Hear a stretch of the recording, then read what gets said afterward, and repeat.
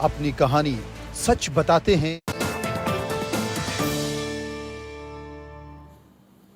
Break के बाद आगे बढ़ेंगे। आगे बढ़ते हुए जो बड़ी खबर है वो हरियाणा की सियासत से जुड़ी हुई है। हरियाणा में जहां पर बीजेपी ने कैंडिडेट्स की लिस्ट घोषित की और उसके बाद से ही बीजेपी में नाराजगी रह रहकर सामने आ रही है। कैंडिडेट लिस्ट के बाद बीजेपी में बगावत ऐसी कि 20 नेता अभी तक पार्टी से इस्तीफा दे चुके हैं। इस्तीफा देने वालों में मंत्री भी हैं, विधायक भी हैं जो टिकट ना मिलने से नाराज हैं, यानी अपना टिकट कटने से नाराज हैं।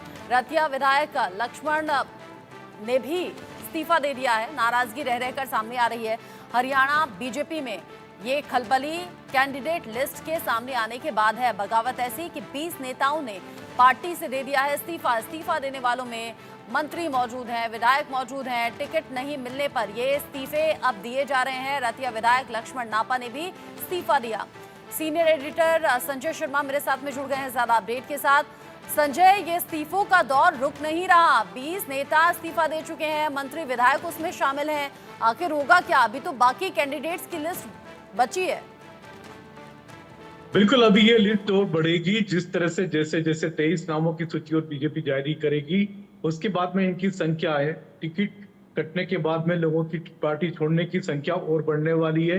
हमने देखा किस तरीके से बड़े नेता एक एक करके पार्टी छोड़ के जा रहे हैं। कई नेता बागी बन करके चुनाव लड़ने का ऐलान कर रहे हैं। सावित्री जिंदल, नवीन जिंदल, मशहूर उद्योगपति की मां सावित्री जिंदल का टिकट बीजेपी ने काटा तो उन्होंने सीधे सीधे घोषणा कर दी कि इस साल से वो निर्दलीय लड़ेंगी।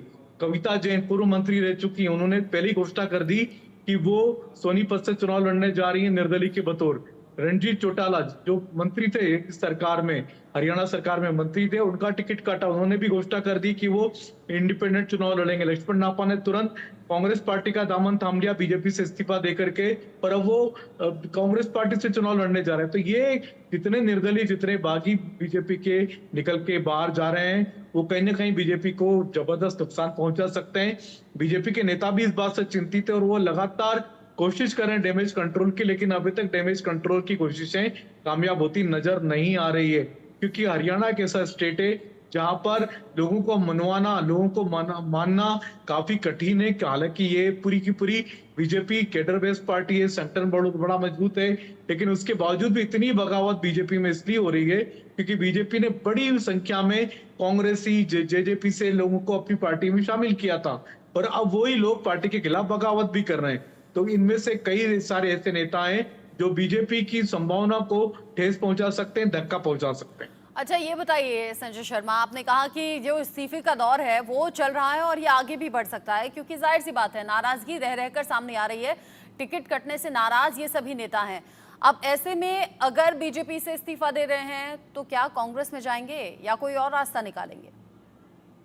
देखिए, कुछ लोगों ने तो इंडिपेंडेंट लड़ने का ऐलान किया, जिसमें सावित्री जिंदल सबसे बड़ा नाम है, कविता जैन का नाम है, रणजीत चौटाला का नाम है, करण सिंह कंबोज का नाम है।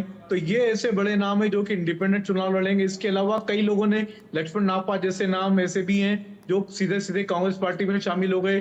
कांग्रेस पार्टी का दामन थामा और कांग्रेस पार्टी उनको अपनी पार्टी से टिकट दे रही है। लेकिन अभी देखना होगा, अभी कांग्रेस की सूची आना बाकी है। कांग्रेस पार्टी अगर लोगों को टिकट नहीं देती तो फिर ये लोग क्या करेंगे? अगर इनको टिकट नहीं मिलता तो फिर हो सकता है ये इंडिपेंडेंट लड़े या कांग्रेस पार्टी के टिकट से लड़े।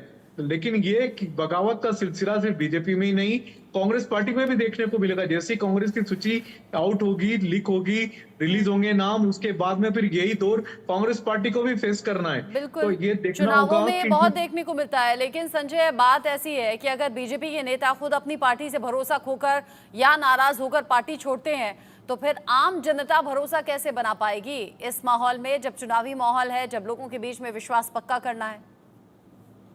देखिए, ये कोई नई चीज नहीं हो रही है, पहली बार नहीं हो रहा, हर बार होता है। जब भी टिकटों की घोषणा होती है, कुछ लोगों के नाम काटे जाते हैं, कुछ लोगों को नए नाम जोड़े जाते हैं। हर बार ये दौर देखने को मिलता है, हर स्टेट में देखने को मिलता है। हरियाणा में ये चलन ज्यादा है क्योंकि यहाँ पर लोगों के तेवर बगावती होते हैं। लोग यहाँ पर तुरंत बगावत करके सीधे सीधे या तो सामने की पार्टी का दामन थाम लेते हैं या इंडिपेंडेंट चुनाव लड़ने की घोषणा कर देते हैं। तो हरियाणा में ये दौर ज्यादा देखने को मिलता है, लेकिन ये नई बात नहीं, ये हर बार होता है। जहां भी पार्टी टिकट अनाउंस करती है उसके बाद में ये चीजें होती है।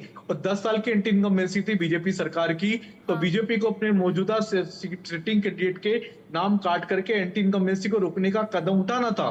सबसे पहले खुद बीजेपी ने अपने मुख्यमंत्री को हटाया, मनोहर खट्टर को मुख्यमंत्री की कुर्सी से हटा करके और फिर सैनी को बनाया गया। सैनी को बनने के बाद में फिर अब कुछ सारे सिटिंग, लगभग 9 सिटिंग विधायकों के नाम काटे गए, जिसपे 3 मंत्री भी शामिल है। तो उनकी नाराजगी स्वाभाविक थी, बीजेपी को पता था कि ऐसा हो सकता है। इस माहौल के बीच में जहां पर बीजेपी जानती है कि ऐसा हो सकता है, उधर कांग्रेस के लिए भी ये टेढ़ी खीर साबित होगा जब कैंडिडेट्स की लिस्ट सामने आएगी, या फिर अगर बीजेपी से कुछ लोग कांग्रेस में जाते हैं तो उन्हें भी टिकट देकर मनाना पड़ेगा, साथ में रखना पड़ेगा।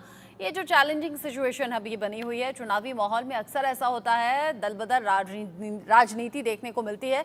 आगे जो अपडेट होगा, संजय कांग्रेस की लिस्ट से जुड़ा हुआ या कांग्रेस के गठबंधन जो आम आदमी पार्टी से लगातार रह रहकर खबरें सामने आ रही हैं, उसको लेकर अपडेट क्या है, या बीजेपी कैसे अब ये जो पार्टी छोड़ने वाले नेता हैं मनाने की कोशिश करती है या क्या डैमेज कंट्रोल के लिए करती है, सभी खबरों पर नजर रखिएगा। बहुत शुक्रिया अभी के लिए।